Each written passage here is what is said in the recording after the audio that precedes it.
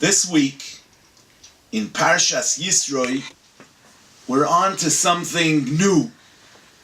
After many weeks of reading and learning about Golus Mitzrayim, the exile in Egypt, and the Geula, the Exodus, we arrive at Har Sinai to receive and take upon ourselves the Torah.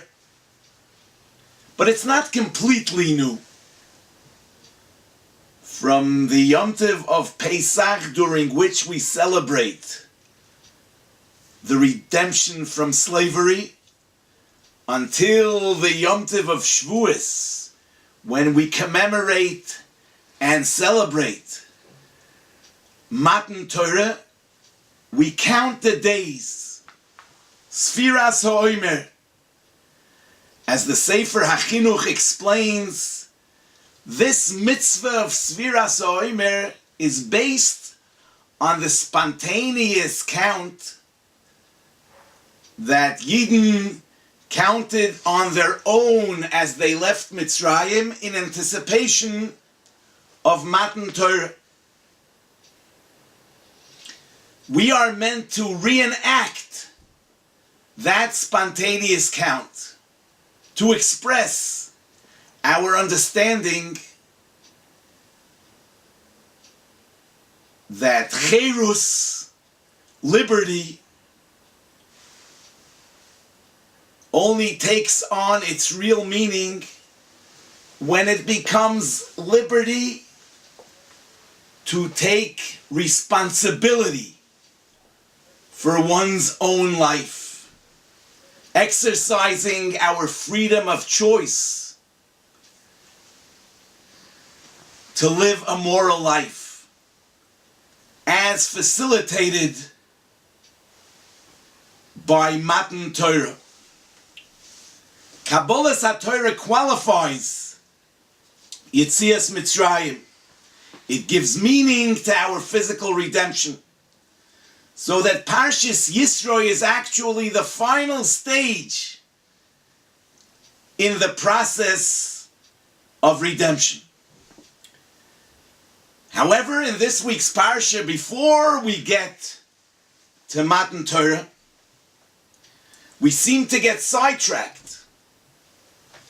The Torah interrupts the flow of events from Yetzias Mitzrayim to Matan Torah with a lengthy description of Yisro's arrival and the advice he gave to his son-in-law Moshe Rabbeinu.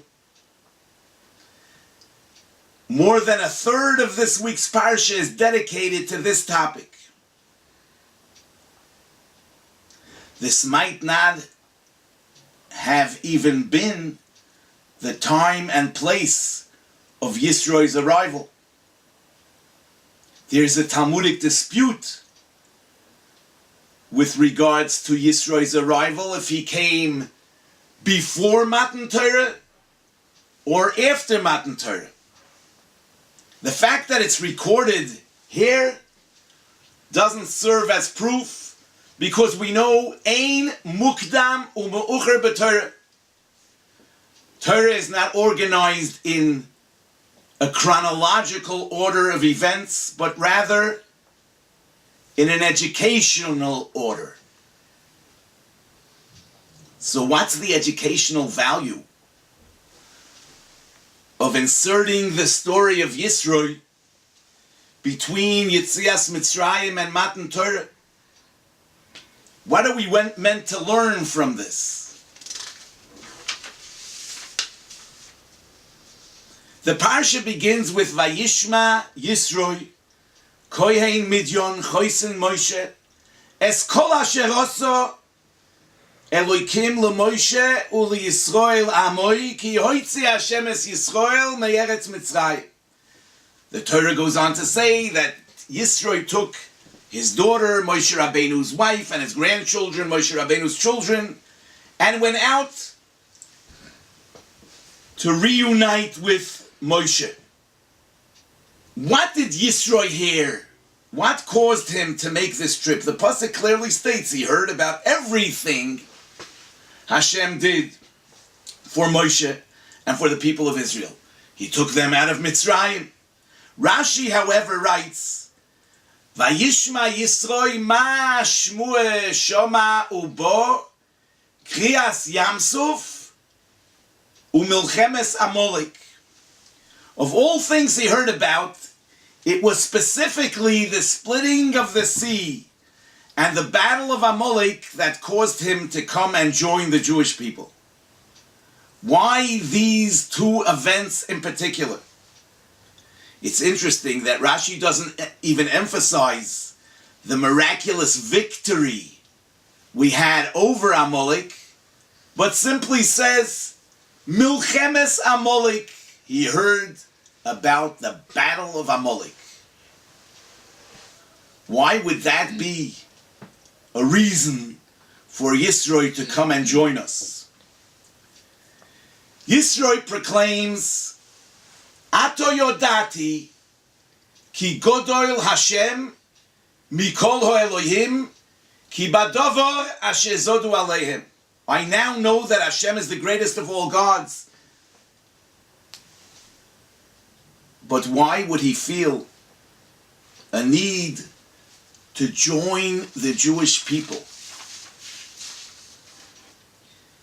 It wasn't only Yisro that heard about Kriyas Yamsuf. We read in last week's Parsha, nations heard and shuddered. Shamu amim yirgozun. Chil ochaz yoshvei peleshes. Terror gripped the inhabitants of Peleshes. The nobles of Edom then panicked. Trembling seized the mighty of Moab. Everyone heard. So what made Yisro different? Why was his response to come and join our people? He heard about Kriyas Yamsuf and the battle of Amalek. Now, Amalek too heard about Kriyas Yamsuf. Surely, he too was impressed by the great miracles. He too saw the triumph of good over evil. And nevertheless, soon after, he was there waging war against the people of God. From that, Yisro learned that conviction of the mind and feeling of the heart are not enough. They can be short-lived. Out of sight is out of mind. When Yisro saw the battle of Amalek coming so soon after Kriyas Yamsuf, he understood that in order to hold on to intellectual truths, one must act on them. He must make concrete lifestyle changes immediately, so that what he understands will become a permanent part of who and what he is. Otherwise, he might fall back and become another Amalek. This is why Yisro decided to take upon himself the law of Torah. Kriyas Yamsuf wasn't enough to hold back the battle of Amalek. When one is exposed to truth, he must immediately incorporate it into his daily life. Otherwise, it won't last. So the story of Yitro is actually the most important introduction to Matan Torah. As we all know, the Torah has 613 mitzvahs, Tov Reish Yud Gimel mitzvahs. Almost all of them deal with doing and not doing. Faith is rarely mentioned. The idea being, as Rishonim explain, that it's practical behavior that shapes man's character. Doing what's right is what makes a righteous person.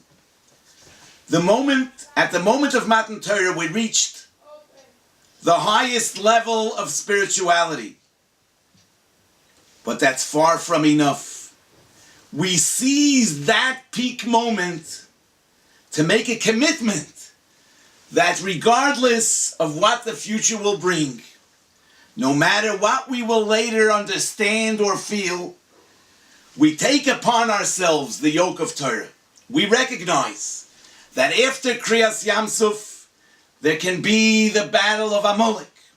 And therefore we commit to a lifestyle that will reflect on a daily basis our moral standards. We will constantly nurture our spirituality with daily acts of goodness and kindness, so that our minds and hearts will always be in the right place. A guten Shabbos.